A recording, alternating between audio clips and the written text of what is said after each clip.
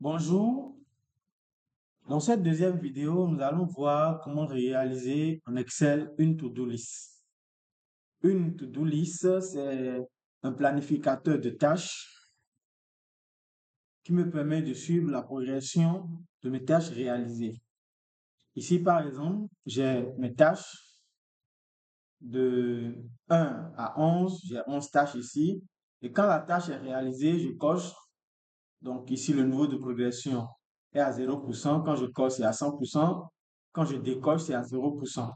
Et au fur et à mesure que je coche, j'ai le nombre de tâches réalisées. Parmi toutes ces tâches, j'ai actuellement 6 tâches réalisées. Quand je décoche, j'ai le nombre de tâches réalisées qui se met à jour. Le niveau de progression des tâches réalisées. Actuellement, j'ai 5 tâches réalisées, 6 tâches non réalisées. Donc, ça fait 45% de tâches réalisées, 55% de tâches non réalisées. Et à côté, j'ai le graphe qui m'affiche le pourcentage des tâches réalisées. Et de ce côté, en couleur orange, j'ai les pourcentages des tâches non réalisées. Donc là, si je coche toutes mes cases, je dis que j'ai réalisé toutes les actions. Là, j'ai 100% de tâches réalisées et mon graphe est 100% complet. Donc, nous allons voir dans cette vidéo comment est-ce que nous pouvons réaliser une to-do list de cette façon avec les cases à cocher, les formules pour afficher le pourcentage et les formules pour avoir les tâches réalisées et les tâches non réalisées. Merci beaucoup pour votre attention. Nous allons commencer dans un premier temps par écrire les tests. Donc, nous avons, comme vous l'avez vu tout à l'heure, le nombre de tâches réalisées. Nombre de tâches réalisées. À côté, progression de tâches réalisées.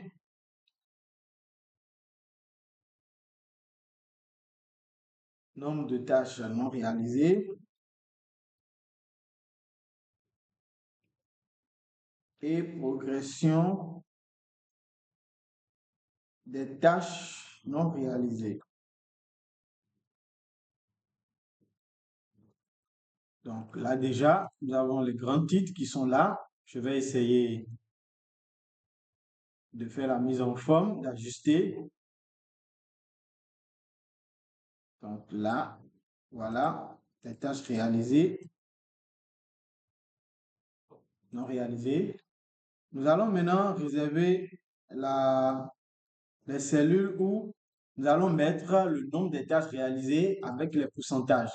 Nombre de tâches réalisées, pourcentage, nombre de tâches non réalisées et ajouter aussi le pourcentage qu'il faut ici.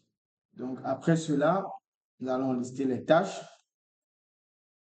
les actions où nous allons mettre notre case à cocher et le niveau de progression par action. Il sera là. Donc voilà, je vais fusionner ces deux cellules. Pour les tâches, nous avons de les tâches 1 jusqu'aux tâches 11. On peut ajouter jusqu'au nombre de tâches qu'on veut. Ici, dans ces cellules de la colonne action, nous allons mettre nos cases à cocher. Les cases à cocher, nous les retrouvons dans l'onglet développeur. L'onglet développeur, par défaut, n'est pas activé sur la majorité des Excel que nous avons. Donc, nous allons voir comment activer l'onglet développeur. Pour l'activer, il faut aller dans l'onglet fichier, aller ensuite dans options. Voilà, pour ma version de Microsoft, option est complètement en bas ici. Pour d'autres, ça peut être un peu plus en haut. Donc, je vais dans options. Et dans options, je vais dans personnaliser le ruban. Sur la fenêtre de personnaliser le ruban, sur la fenêtre de l'option, vous cliquez sur l'onglet personnaliser le ruban. Vous allez voir à votre droite les onglets principaux et développeur n'est pas coché. Développeur par défaut n'est pas coché. Donc, vous allez cocher et vous allez faire OK. Puisque moi, je l'ai déjà, je ne vais plus faire cette action. Une fois que c'est effectué chez vous, vous allez voir que vous aurez l'onglet développeur. Une fois que vous avez votre onglet développeur, vous irez dans son ruban, vous allez voir insertion et vous cliquez ici sur case à cocher. Donc, nous allons sélectionner case à cocher que nous allons dessiner là où nous voulons qu'elle puisse apparaître. Donc, ici, nous avons la case à cocher. Tout juste à côté de la case à cocher, il y a un libellé. Il y a un texte qui est écrit case à cocher. Moi, je vais cliquer, appuyer ensuite sur le bouton SUP, SUPPR, pour effacer le texte. Donc, une fois que c'est effacé, je peux cliquer en dehors. Voilà. Je vais refaire un clic droit dessus pour essayer de l'ajuster un peu. Voilà ma case à cocher qui est un peu plus ajustée. Je vais l'ajuster encore un peu. Et voilà. Donc, voilà comment nous allons insérer la case à cocher qui se trouve dans l'onglet développeur. Nous allons répéter cette case à cocher pour les cellules, pour les autres tâches qui restent. Je vais essayer de zoomer un peu pour vous permettre de voir. Voilà. Donc, les cases à cocher. Là, maintenant, je peux cliquer dessus pour cocher et puis décocher. Pour cocher et puis décocher. Une fois que je coche la case, je dois avoir ici le niveau de progression tel que nous l'avons vu tout à l'heure. Donc, puisque le niveau de progression va s'afficher ici, je vais fusionner les cellules, les colonnes 2 par 2. Je vais dans fusionner, centrer. Voilà. Donc, quand je vais cocher cette case, je veux ici avoir un résultat. Et le résultat que nous allons avoir ici, nous allons utiliser la fonction si que nous avons déjà vu dans la vidéo précédente, la fonction si. Donc, je vais cliquer dans ma barre de cellules égale si. Ma logique, c'est que si ma case est cochée, alors je renvoie une valeur. Si elle n'est pas cochée, alors je renvoie encore une valeur. La case à cocher, c'est un outil qui se trouve dans notre onglet développeur qui renvoie vrai ou faux. Si elle est cochée, elle renvoie vrai. Si elle n'est pas cochée, elle renvoie faux. Donc, si ma valeur de cette cellule de case à cocher est égale à vrai, si la case est cochée, alors je veux renvoyer 1, sinon je veux renvoyer 0. Voilà, elle n'est pas cochée, donc là, j'ai 0. Quand je coche, je constate toujours que j'ai la valeur 0. Je décoche, c'est 0. Normalement, quand je coche, je dois avoir ici la valeur 1. Parce que j'ai dit ici quoi? Si ma cellule renvoie vrai, puisque c'est elle qui comporte la case à cocher, je renvoie 1, sinon je renvoie 0. Dans notre cas ici, ça ne marche pas parce que nous avons besoin de lier notre case à cocher à notre cellule. Comme ça, quand elle sera cochée, automatiquement, la valeur sera connue par la cellule puisque la fonction si ici est basée sur la cellule et non sur la case à cocher. Donc, pour lier notre case à cocher à notre cellule, nous allons faire clic droit sur notre case à cocher. Dans le menu qui s'affiche, le menu contextuel qui s'affiche, nous cliquons sur format de contrôle. Et dans format de contrôle, nous allons maintenant lier la cellule, notre case à cocher à une cellule. Je vais cliquer ici pour aller sélectionner la cellule H. Et une fois que c'est coché, je vais faire OK. Donc, vous voyez là maintenant, quand je coche ma cellule, j'ai un texte qui s'affiche dans ma cellule. Quand je coche ma case à cocher, j'ai un texte qui s'affiche là-bas qui est faux et j'ai la valeur 1 qui est affichée. Quand je coche, j'ai la valeur vraie et j'ai 1 qui est affiché. Donc voilà, j'ai 0. Quand je décoche, j'ai 0. Quand je coche, j'ai 1. Et dans ma cellule, j'ai faux et vrai. Donc là, nous sommes arrivés à lier notre case à cocher à notre cellule. Et c'est ce que nous allons faire d'ailleurs pour les autres cellules qui restent, pour que quand nous allons chaque fois cocher la même formule puisse être appliquée. Donc, nous allons faire la même chose ici. Je vais lier, voilà, je vais lier ma cellule, je fais OK. Mais cette formule est un peu compliquée si nous avons, cette façon de faire est un peu compliquée si nous avons plusieurs cases à cocher dans nos cellules. Donc, pour cela, nous allons voir une façon de le faire de façon automatique en utilisant les macros. Donc, je vais, dans mon cas ici, dans l'onglet développeur, je vais créer un macro que je vais appeler lié checkbox. Un macro que j'ai appelé lié checkbox, je vais créer. Et dans lié checkbox, on aura tout simplement à coller un code. Je vais copier ce code. Je vais mettre ce code à votre disposition dans la description de la vidéo. Donc, je vais, voilà. Je vais un peu structurer pour que vous puissiez voir. Là, là, je fais ça. Je vais aller recopier encore. Je vais recopier. Je l'ai collé là tout à l'heure. Je vais recopier, je vais coller.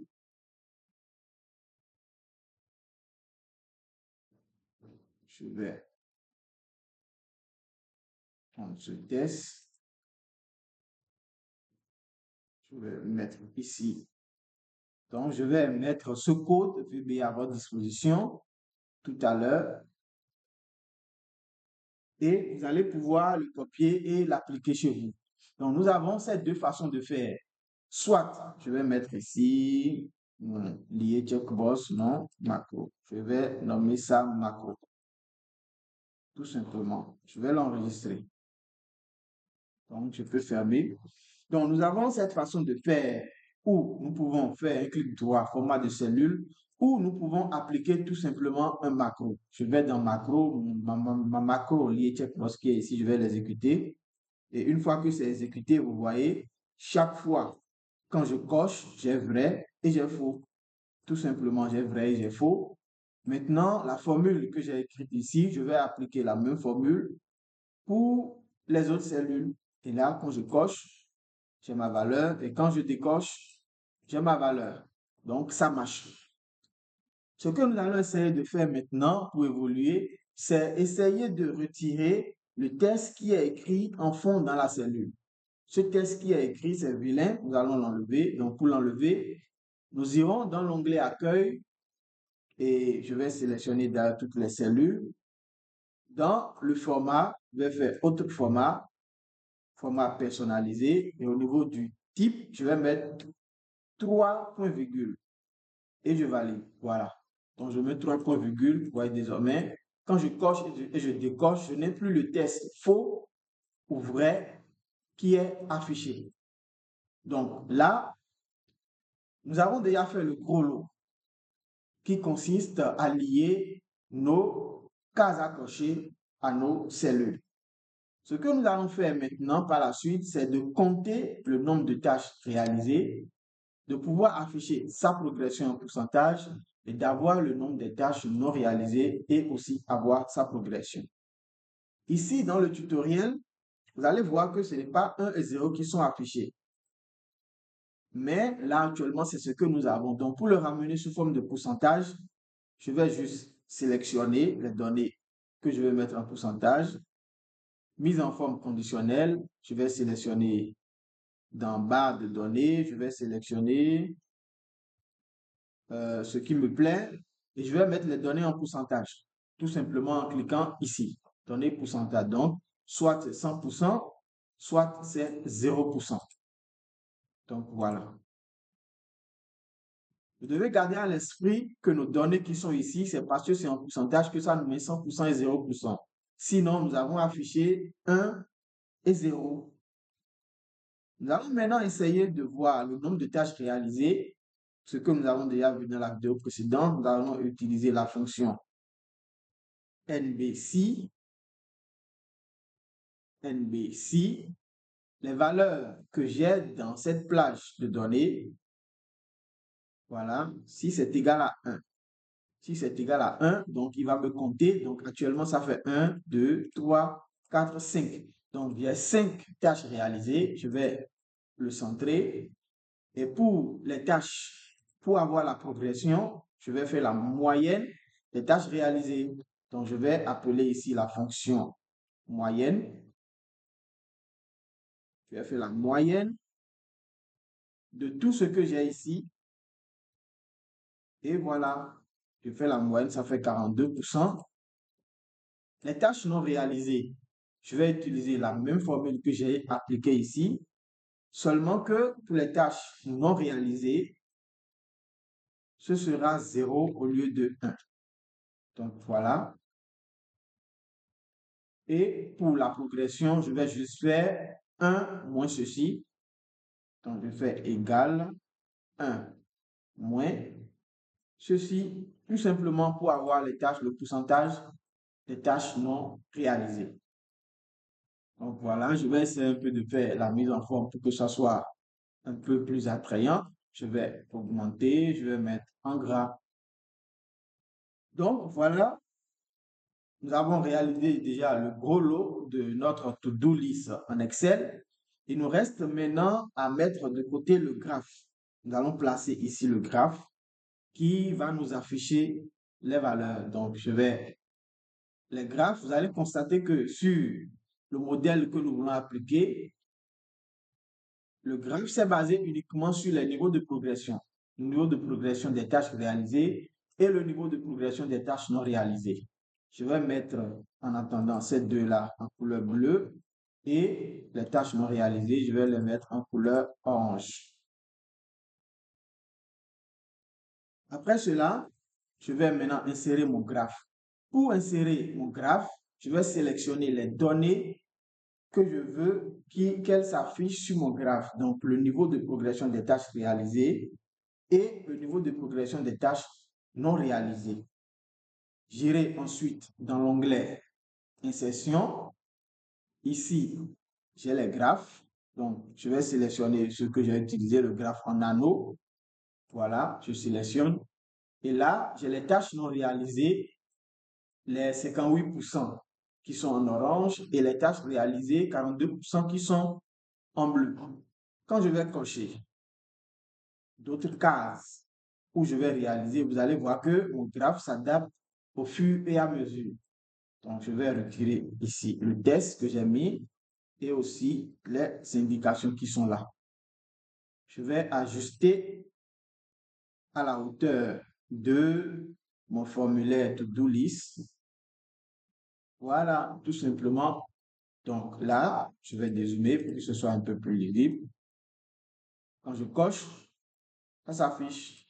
Quand je décoche, automatiquement mon tableau se met à jour et mon graphe se met à jour.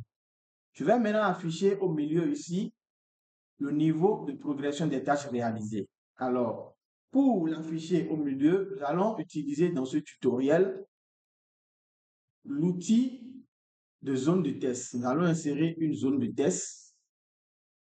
Je vais dessiner ma zone de test. Je vais la dessiner d'abord ailleurs. Voilà, je dessine ma zone de test ici. Je vais la dessiner ici. Je vais faire en sorte d'avoir la même largeur.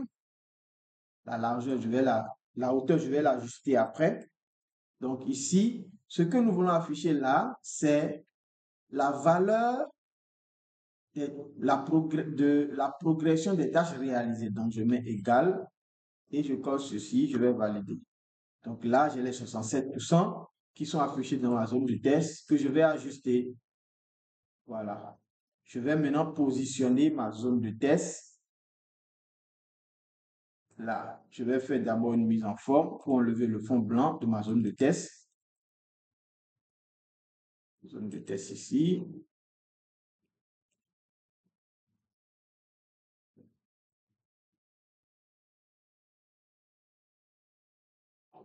Elle ne prend pas encore. Faites demi-clic dessus normalement. Tu dois pouvoir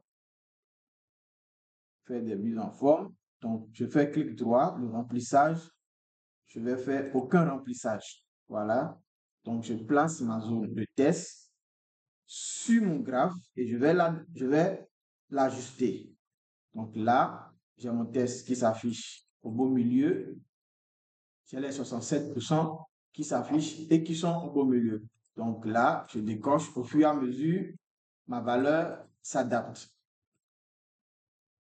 Il nous reste maintenant, le gros lot du travail était déjà fait. Nous allons compléter la mise en forme. Donc ici, de mon tableau jusqu'ici, je vais fusionner et je vais écrire to-do list Excel. To-do list Excel.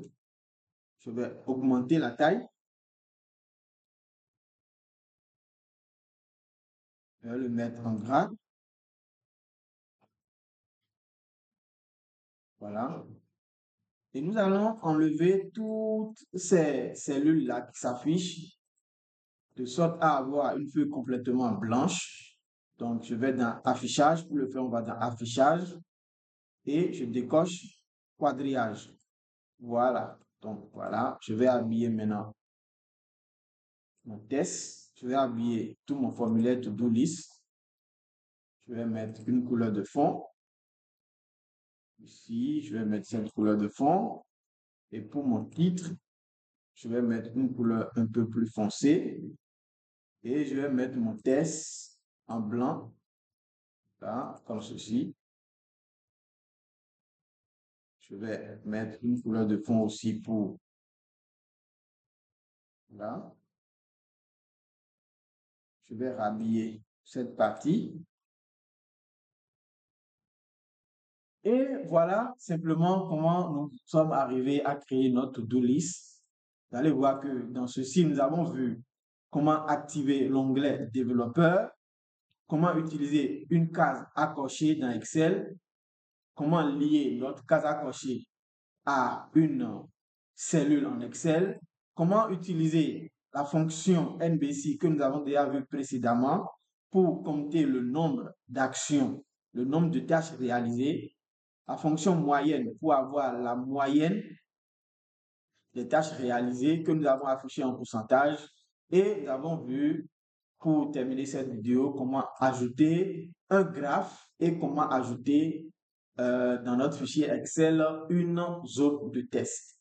Merci pour votre concentration. Les questions, les suggestions, vos préoccupations, vous pouvez les mettre en commentaire pour la vidéo. Je vais mettre ce fichier dans la description de la vidéo. Vous pouvez avoir le fichier et vous pouvez aussi avoir accès au code VBA que j'ai utilisé pour lier de façon automatique les cases à cocher aux cellules dans Excel. Merci.